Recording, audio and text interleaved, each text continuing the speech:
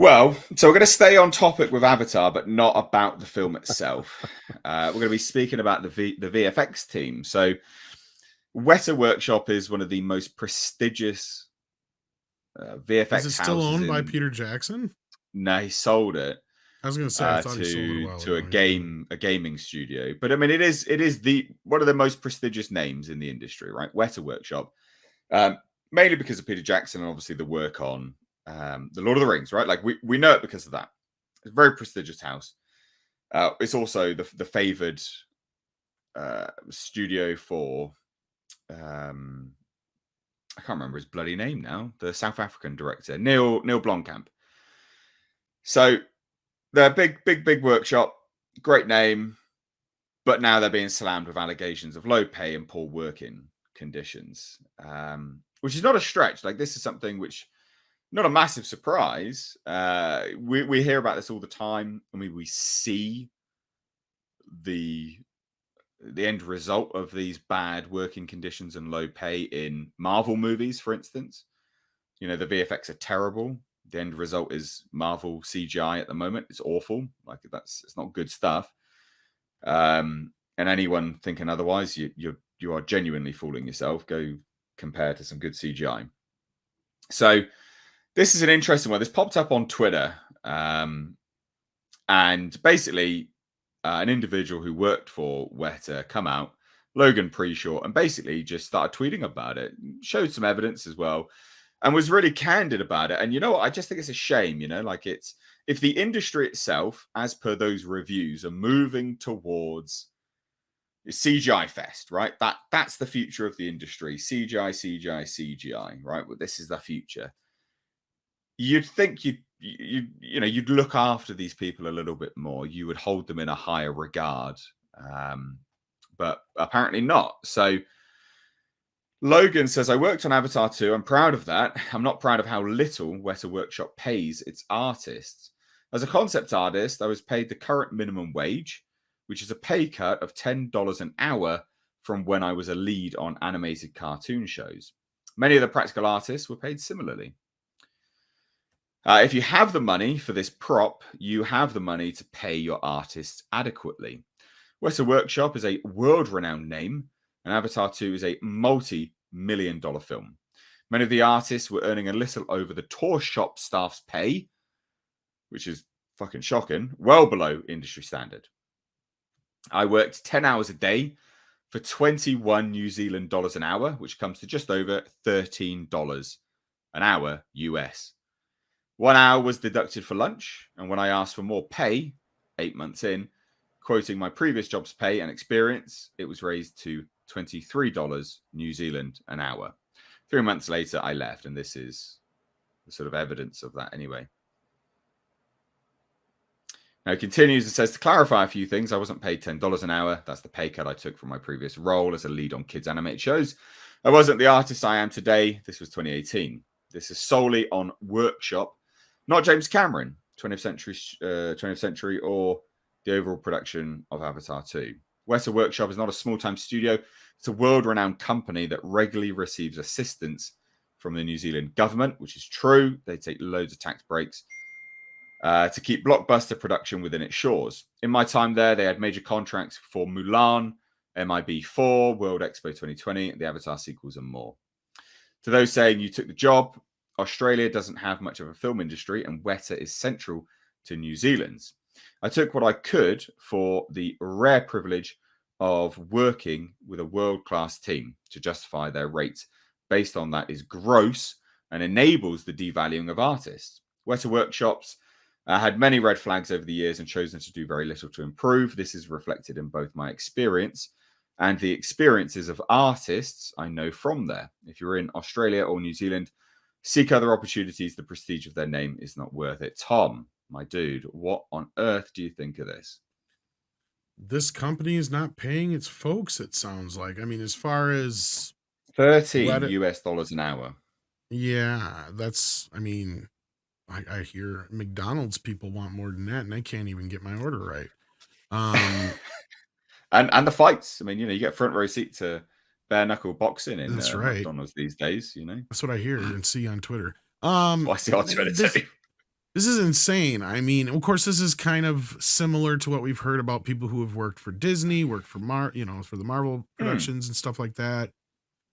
I mean, a lot of these animators are being worked to death, paid nothing, and the movies are mm. already expensive. And that's where I think a lot of these things are going to sooner or later come to a head because you can't keep doing this. Sooner or later, it may be fun and prestigious to be in a role like this, but when you're not making enough to feed your kids, Yeah. then something's got to give sooner or later. So, Yeah. I mean, I'm surprised they Ju- haven't moved Weta out of New Zealand even to begin with. But is do they mm, even still really yeah. have much of a film market there? Well, I mean, it's the only thing that's sort of active there. Just to clarify, loads of people in the chat are a bit confused. $23 is not US. It's $13 US is what this Weta pays. 13 US dollars an hour. Even It's if that's still not shit for somebody what they're doing here for this kind of work, hmm, Can't considering the even kind of live money on that that. these movies, yeah, the kind of money these movies are supposed to generate, and well, I you mean, guys well, got we the we amount of we hours they put in. yeah, well, we know how much Avatar needs to make to break even. So where's the money gone? Because it was all on visuals. So who's pocketing the money? That's what you need to think about. Oh, Because I'm remember, sure the James reason Cameron got why quite a bit. well, yeah, but the reason why this movie costs so much money is because of the technology aspect, and it would seem that the people influential in that are not being paid. It's The just shocking to me. the executives, managers, and higher ups at the company are getting all the money. The people doing the actual Yeah, work are getting the ones getting shafted. Guarantee you. yeah. Well, yeah. I mean, 13 US dollars an hour for a high skilled, I Because don't the know, company prestigious probably tells job. the Weta probably tells the production companies, like, "All Hmm. right, this is how much it's gonna cost for us to do this Yep, work they'll that give you're a quote. wanting." They budget it, give the quote, then they get the pay, they get all the Hmm. money, and then they pay the workers whatever they wanna pay, so the company's probably making a killing, while the Hmm. workers are getting shafted. Very true. And this Yeah. is kind of a similar thing too that we see. Otherwise, it's whatever deal Weta's making for their animators, right? Like what Nick's saying. I mean, if they're Hmm. promising that they can do this work on too low of a wage, that's their company's fault, And that's kind of the similar thing I saw with over at Marvel is they try and tell their animators, oh well, we'll do it for this much less. That way you can put this Marvel and this that Marvel project on your resume. And Yeah. it's like after a while they get to a point where it's just like it's not worth it. The amount of overtime and because these guys are working 15, 16-hour days sometimes or more. Hmm. Sometimes they're working in the office plus home and everywhere else. They don't have family life anymore, and it can. I mean, just as somebody who does standard editing and the thing that I do for Midnight's Edge, I can Yeah. only imagine the amount of hours and time that these guys are spending working on this shit. Yeah, I mean, Yeah. an editor for films gets like reasonably good pay, to be honest. Like, not bad, a good day rate. And it's not just the movie industry doing this. I remember there was a Hmm. union investigation that found out that there was like 85% or something of video game workers that don't get Yeah, that are underpaid, don't get paid for overtime and are worked to death. And we've heard people in the video game industry that have come out and yeah, talked it's that about this. crunch thing, So isn't it? yeah, and so this is kind of, I think, the norm across the board for a lot of these, corporations. Yeah, yeah. I mean, it's just to me, it's a real shame that if this is the future of the industry as per these reviews were touting. This is the future.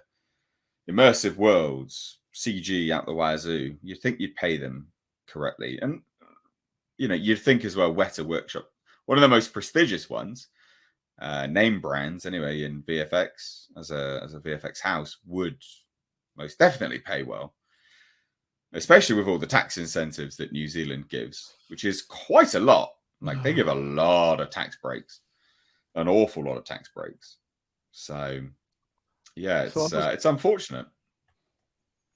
I was watching the behind the scenes of Pinocchio, the Mm, Guillermo del Toro's Pinocchio, because I'm putting together my review, just processing it all, and then I mm. learned that they had three different animated companies working on it.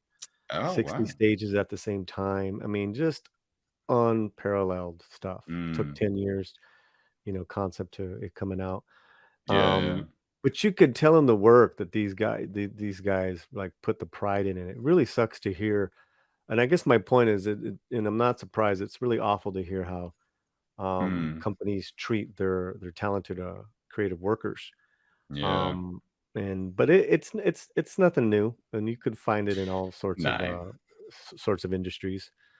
Mm, So I'm glad. That also reminds me of some of the writers that knowingly took took a job on a Netflix show, but mm, they did it because of who and what they're writing on. But yeah. they got paid like crap, and then the production was even cheaper because they filmed it in Mexico, even though it was a huge international hit. Those are just some of the practices of a company sometimes. Bit scummy, really. Shame. So I thought we'd highlight that.